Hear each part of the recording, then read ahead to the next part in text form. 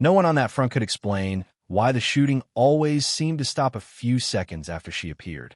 Soldiers who had never agreed on anything watched the same lonely figure cross open ground with nothing but a weathered basket in her hands, and somehow nobody pulled the trigger. Some believed she carried secret messages hidden beneath loaves of bread. Others whispered she worked for military intelligence, slipping unnoticed between enemy lines.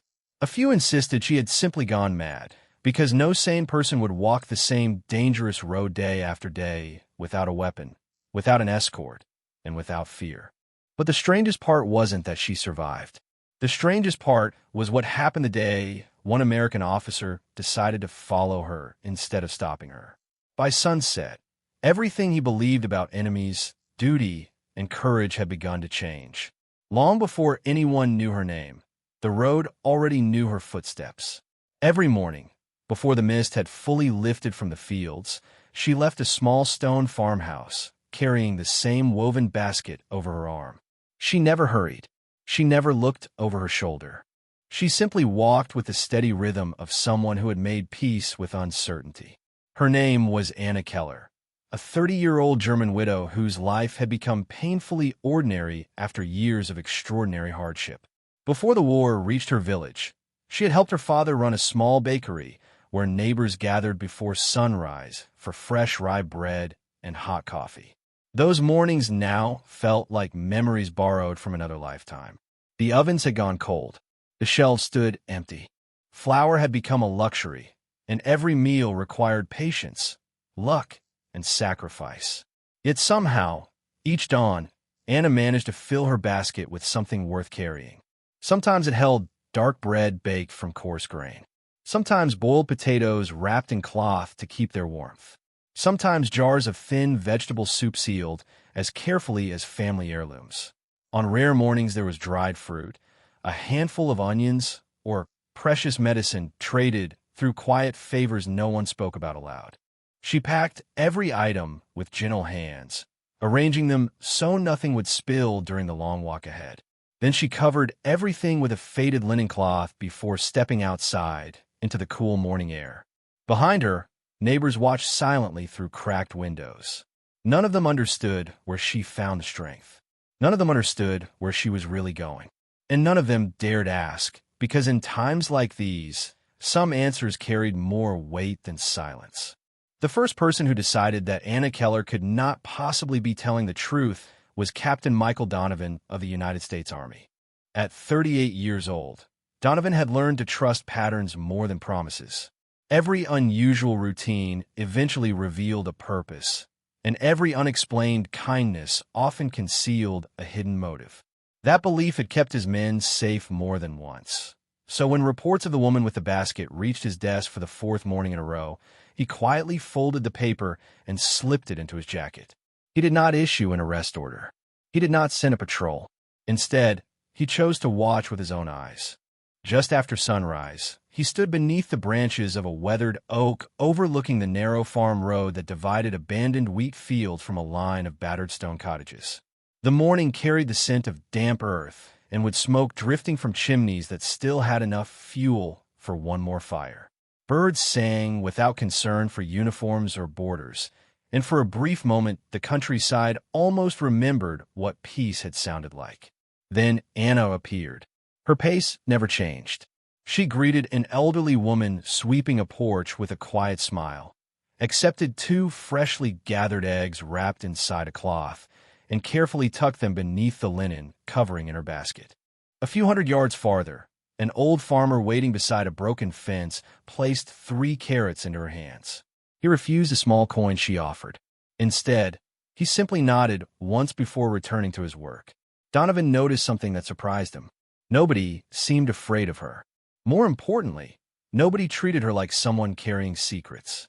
She was greeted the way neighbors welcomed the village baker years before the war had reshaped every ordinary routine. As she continued down the winding road, another door opened.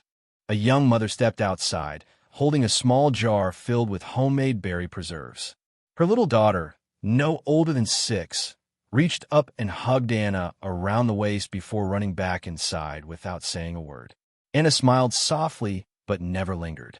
Every stop lasted less than a minute, as though she understood that kindness could not afford delays. Donovan remained hidden behind the trees, his questions multiplying instead of disappearing. If she truly worked for the military, why collect food one household at a time? If she served one side of the conflict, why did every family, regardless of their circumstances, seem eager to contribute? By the time she reached the edge of the village and the open fields stretched before her, the basket had grown noticeably heavier. Yet Anna never adjusted her stride. She simply tightened her grip around the worn handle and continued toward the distant horizon, where answers waited beyond the place most people no longer dared to walk. Captain Michael Donovan waited until Anna disappeared beyond the last stone wall before stepping onto the road himself. He kept nearly 100 yards between them, moving carefully enough that the sound of his boots blended with the breeze sweeping across the empty fields. The landscape opened wider with every step. Fences became scarce. Farmhouses gave way to stretches of untended grass, and the distant outline of damaged barns stood quietly beneath a pale morning sky. Anna never once looked behind her. It was not the confidence of someone who believed she was invisible. It was the calm certainty of someone who had accepted that fear could no longer decide the direction of her life. Donovan noticed that she walked the same narrow path every traveler had abandoned months earlier. Wagon tracks had faded beneath weeds, yet her feet found each turn without hesitation. She crossed a shallow creek using a weathered wooden footbridge that creaked softly beneath her weight. She paused only long enough to steady the basket before continuing toward a cluster of abandoned cottages standing near an old apple orchard. Their windows were broken. Their gardens had long since surrendered to wild grass. From a distance, the place appeared empty. Then the front door of the smallest cottage opened only a few inches. A little boy peeked outside before recognizing Anna. His cautious expression disappeared instantly. He hurried across the yard wearing shoes that were obviously too large for him. Anna knelt to meet him at eye level, brushed a strand of hair away from his forehead, and smiled with the warmth of an older sister.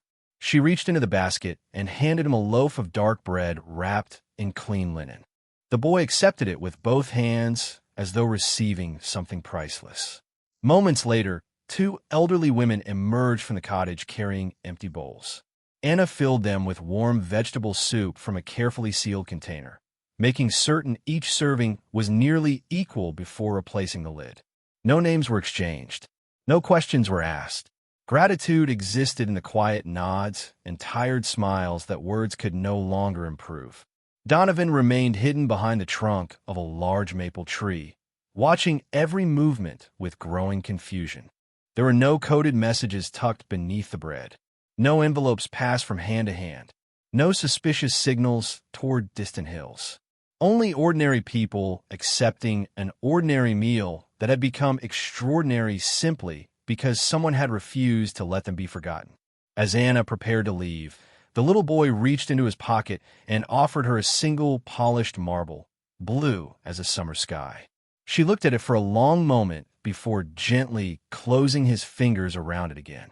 Then she smiled, adjusted the basket that had suddenly become much lighter, and continued walking toward another destination that Donovan had not expected at all.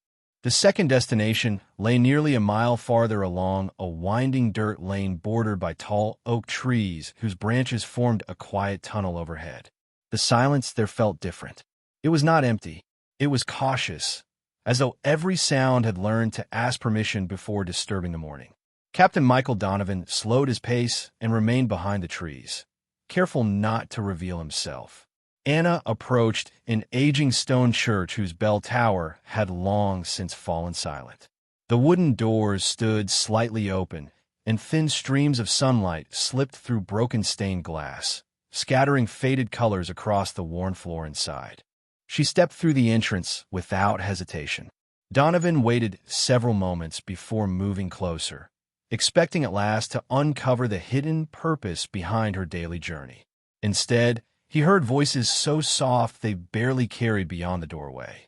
They were not military voices. They belonged to old men exhausted mothers and frightened children speaking in whispers that sounded more like prayers than conversations.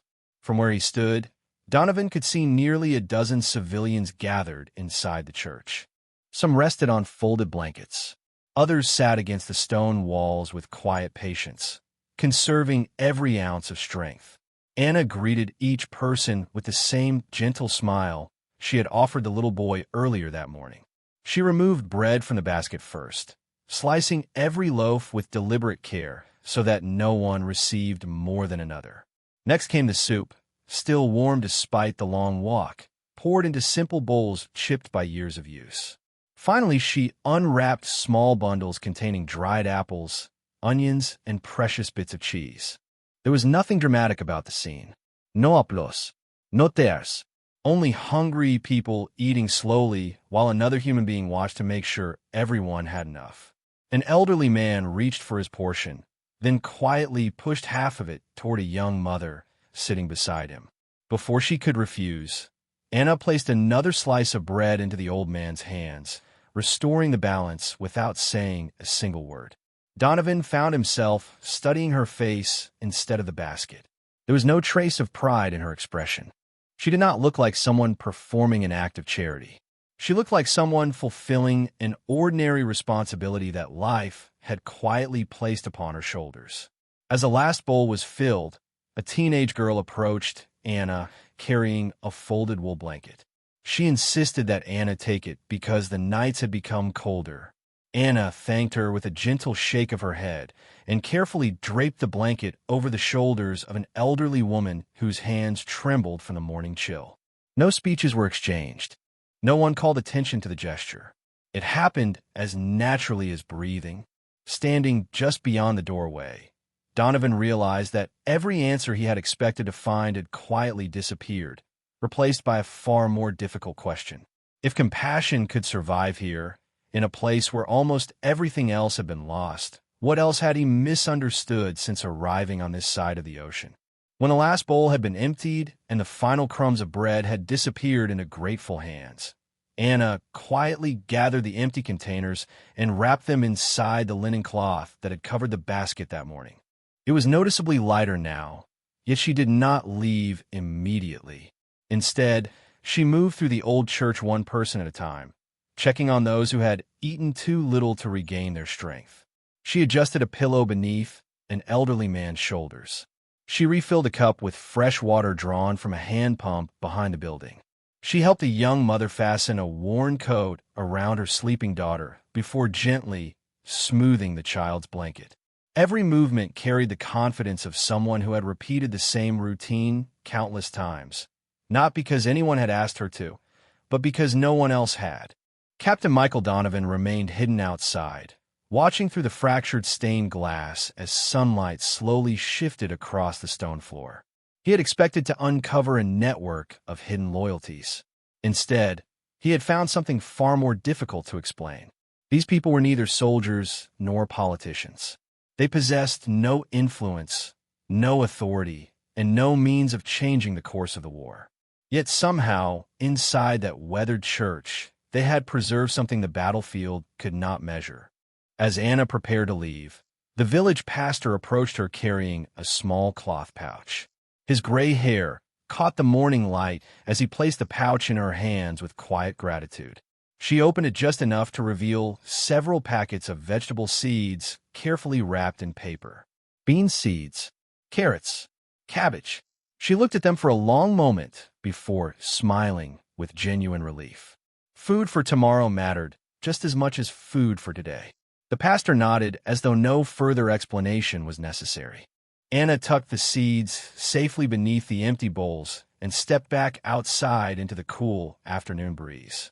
Before she reached the road, a soft voice called after her. The little girl wrapped in the oversized coat had awakened and hurried to the doorway. She held a tiny wildflower she had picked beside the church wall. Without speaking, she offered it to Anna with both hands.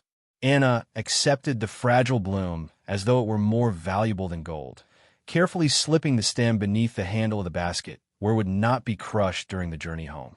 Donovan lowered his eyes for a moment, surprised by an unfamiliar feeling settling quietly inside him. He had crossed an ocean believing that strength was measured by orders given, positions held, and victories earned. Yet the strongest person he had seen all day carried none of those things. She carried an empty basket, a handful of seeds, a single wildflower, and the quiet determination to return again tomorrow, trusting that somewhere along the road, ordinary people would once more choose to share what little they still had. The following morning began exactly as the one before. Dew clung to the tall grass. Thin clouds drifted slowly across a pale sky, and the village awakened to the quiet sounds of doors opening and chickens wandering through dusty yards. Anna Keller stepped onto the familiar road, carrying the same woven basket. But this time, Captain Michael Donovan did not hide among the trees. He had spent the previous evening replaying every moment he had witnessed, searching for a reason to dismiss it as coincidence or deception. He had found neither. Still, questions remained, and questions deserved honest answers. As Anna approached the old stone bridge outside the village, she noticed the American officer standing alone beside the wooden railing. He rested one hand on his cap and the other against the weathered boards, making no effort to block the path. For a brief moment, they simply looked at one another while the breeze carried the scent of fresh earth through the valley. Anna slowed, but did not stop. Her expression remained calm, neither fearful nor defiant. Donovan was the first to speak. His voice was quiet enough that it belonged to the morning instead of interrupting it. He asked where she went every day. Anna answered with complete honesty. She said she walked wherever people were hungry. Donovan glanced toward the basket and asked whether she knew some of those people had once stood on the opposite side of the conflict. She nodded gently.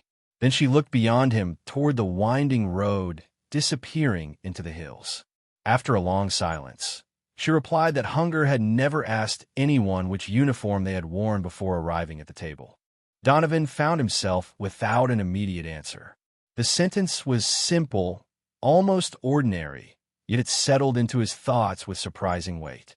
He asked another question. Why continue when every journey carried uncertainty and every mile demanded sacrifice? Anna rested both hands upon the worn basket handle before answering. She told him that years earlier her father had owned the village bakery. Every morning he baked one extra loaf that was never placed on a shelf. If a stranger arrived with empty pockets, that loaf quietly found its way into waiting hands. As a little girl, she once asked why he gave away bread they could have sold. Her father smiled and told her that people remembered kindness much longer than they remembered prices. She had never forgotten those words. Donovan lowered his eyes toward the basket, noticing the small wildflower still tucked beneath its handle. It had begun to wilt, yet Anna carried it as carefully as everything else inside.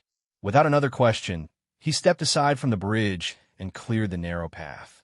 Anna thanked him with a quiet nod before continuing her steady walk. Donovan remained where he was, watching until her figure grew smaller against the open countryside, realizing that for the first time in many months, he had willingly made room for someone else to lead the way. Over the next several days, something subtle began to change along the narrow road that wound through the valley. Anna Keller continued her journey exactly as she always had, leaving home before sunrise with her basket resting lightly against her arm. The difference was not in her routine. It was in the eyes that now watched her pass. Captain Michael Donovan no longer viewed her movements with suspicion. Instead, he noticed details he had overlooked before. He saw the way she slowed her pace whenever an elderly neighbor struggled to carry a bucket of water, quietly taking the heavier load without waiting to be asked. He noticed that every loaf of bread she collected was carefully wrapped, so it would remain fresh until the last stop of the day. He even recognized that she always kept one empty corner inside the basket, leaving space for whatever unexpected need the journey might bring. One cool afternoon, as gray clouds drifted low across the hills, Donovan reached the old church before Anna arrived. The civilians waiting inside greeted him cautiously, uncertain why an American officer had come alone. He removed his gloves before stepping through the doorway, wanting his presence to feel less like an inspection and more like a visit. The village pastor welcomed him with quiet courtesy and offered a seat near the window. While they waited, Donovan asked how long Anna had followed this routine. The pastor smiled gently before answering. Longer than anyone realized. During the hardest months, when nearly every cupboard stood empty, she often returned home with less food than she had carried away because she always found someone whose need was greater than her own. More than once, neighbors secretly left bread on her doorstep after learning she had quietly skipped meals without telling anyone. She accepted every gift with gratitude, only to carry it away again the following morning. The pastor paused, looking toward the open doorway where sunlight rested across the stone floor. He said there were people who believed history was shaped by generals, speeches, and treaties. Then there were people like Anna, who changed the world one quiet decision at a time without expecting anyone to remember their names. Before Donovan could respond, the familiar sound of steady footsteps echoed outside. Anna entered carrying her basket, surprised to find the American officer already waiting. Their eyes met briefly, and this time neither of them carried the guarded expressions of strangers. Without a word, Donovan stepped forward and reached for the heavy container. Anna hesitated for only a heartbeat before allowing him to lift it onto the wooden table. It was a simple gesture that lasted no more than a few seconds, yet everyone inside the church noticed it. An American officer and a German civilian stood side by side, dividing bread into equal portions for families who had forgotten what it felt like to expect tomorrow. No announcement marked the moment. No one spoke about it afterward. But for the people gathered in that quiet room, hope had become just a little easier to recognize. Word of the quiet partnership spread through the valley without anyone intending to spread it at all. Farmers noticed that Captain Michael Donovan no longer questioned the morning collections. Instead, he quietly encouraged his soldiers to leave untouched whatever small bundles of vegetables local families wished to contribute. One afternoon, an American field kitchen finished preparing its midday meal with several extra loaves of bread remaining on the table. In another time, they might have been packed away without much thought. That day, Donovan asked whether they could spare them. The cook looked at him for a long moment before sliding the bread across the table with a simple nod. No forms were signed. No speeches were given. It was only bread, but everyone understood it meant something larger. Anna accepted the loaves with the same humble gratitude she showed for every gift, whether it came from a poor widow or an American supply tent. The basket felt heavier than usual as they walked together toward the old church, yet neither of them mentioned its weight. Along the road, they passed fields where tiny green shoots had begun pushing through the soil. The vegetable seeds the pastor had entrusted to Anna weeks earlier had finally taken root. Children who had once waited only for bread now proudly pointed toward neat rows of young beans and cabbage growing behind repaired fences. Hope, Anna realized, often arrived quietly, first as a seed, then as a meal, and only much later as a memory.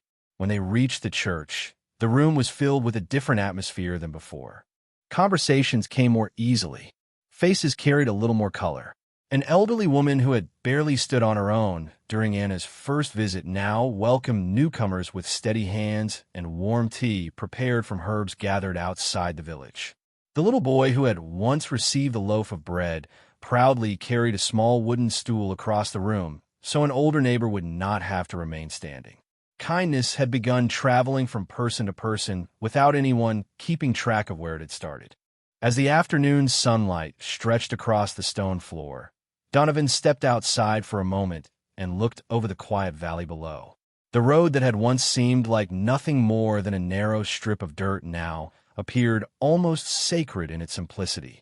Every footprint upon it told the same story. Someone had chosen to keep walking when it would have been easier to stay home. Someone had chosen to share when there had been very little to spare. Anna joined him a few moments later, resting the nearly empty basket against the church wall. Neither of them spoke. They simply watched the breeze ripple across the fields where new crops and quiet determination were growing side by side. For the first time since arriving in Europe, Donovan no longer measured progress by miles gained or position secured. Standing beside the woman whose footsteps had changed an entire valley, He began measuring it by something much harder to count: the number of lives quietly lifted by ordinary acts that asked for nothing in return. Years passed, and the valley slowly rediscovered the ordinary rhythms that war had interrupted. The fields that had once stood silent beneath gray skies turned green again with rows of wheat, beans, and cabbage stretching toward the horizon. The old stone church received a new bell, and every Sunday its gentle sound drifted across the countryside where children now chased one another through orchards that had begun bearing fruit again. Travelers passing through the village rarely knew how close those roads had once come to being forgotten. They only noticed the warmth with which neighbors greeted strangers and the quiet habit of leaving an extra loaf of bread on a wooden table near the church entrance for anyone who might need it. Few asked where that tradition had begun. Fewer still realized it had started with a single basket carried by steady hands. Nearly 20 years later, Captain Michael Donovan returned to Europe as a private citizen with silver beginning to appear along his temples. He no longer wore a uniform. Instead, he carried only a small leather journal that had traveled with him since the war. The village welcomed him with familiar smiles, although many of the faces had grown older. The little boy who had once accepted a loaf of bread now stood taller than Donovan remembered, raising a family of his own on the same land where kindness had once kept him alive. The young mother had become the caretaker of the church. The elderly women whose bowls Anna had quietly filled were remembered through framed photographs resting beside fresh flowers near the altar. Donovan walked slowly to the corner where a simple wooden shelf stood beneath a sunlit window. Resting there was a woven basket, carefully preserved despite its age. Time had softened its color and polished its handle with years of gentle use, yet it remained immediately recognizable. Beside it lay a small pressed wildflower between two pieces of glass and a handwritten note in careful script. It did not mention battles, victories, or governments. It simply read, "May no one who is hungry ever believe they are alone." Donovan removed his hat and stood in silence for a long moment. He realized that history often remembered those who commanded armies, but ordinary people remembered those who quietly carried hope from one doorstep to another. As afternoon sunlight filled the church, he opened his journal to its final blank page and wrote only one sentence before closing it forever. He wrote that the strongest person he had ever met had never carried a rank, never asked for recognition, and never measured success by what she kept for herself. She measured it by what others no longer had to live without. Outside, children laughed as they ran across the village square, passing gardens filled with vegetables grown from seeds shared decades earlier. The breeze moved gently through the trees, carrying the familiar scent of fresh bread from the rebuilt bakery at the end of the street. Some stories ended with medals. Others ended with monuments. This one lived on every time a neighbor quietly shared a meal, every time compassion crossed a distance that fear could not, and every time an ordinary person chose to remind the world that humanity is never preserved by the loudest voice, but by the quiet hands that refuse to stop caring.